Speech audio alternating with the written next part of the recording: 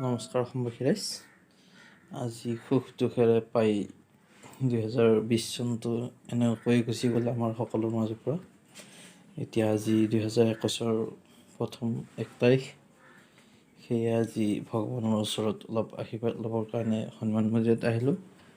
আৰু সেই মন্দিৰত আহোঁতে মই ভাবিলোঁ কি এটা ভিডিঅ' বনাই আপোনালোকৰ মাজলৈ প্ৰেৰণ কৰোঁ। সেই ভিডিঅ'টো বনাই আপোনালোকৰ মাজলৈ প্ৰেৰণ কৰিলোঁ। আৰু আপোনালোকে যদি এই ভিডিঅ'টো চাই ভাল পায় তেতিয়াহ'লে চেনেলটো লাইক শ্বেয়াৰ কৰিব আৰু আপোনালোক সকলোৱে মোৰ চেনেলটো ছাবস্ক্ৰাইব কৰিব।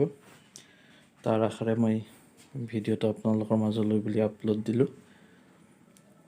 আপোনালোকে মোৰ অনুৰোধ ৰক্ষা কৰক যেনেকৈ নহওক, আৰু মোৰ চেনেলটো আপোনালোকে ছাবস্ক্ৰাইব নকৰাকৈ নাথাকিব। নমস্কাৰ অসমবাসী ৰাইজ। আৰু সকলো অসমবাসী ৰাইজলৈ মই নতুন বছৰৰ সেয়া ভৰা ওলগ যাচিলোঁ।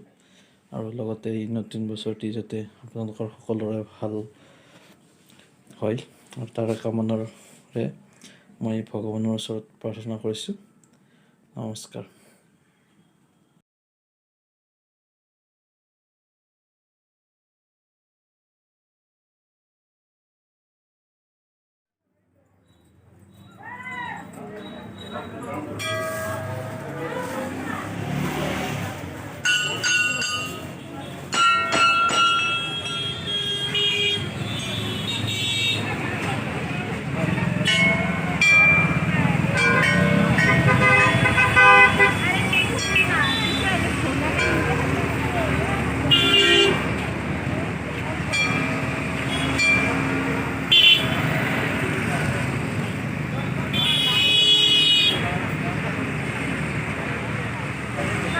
কথা কোৱাটো অভ্যাস নাই, সেইকাৰণে হয়তো ভিডিঅ'টোত কথা কওঁতে ভুলভ্ৰান্তি হ'ব পাৰে।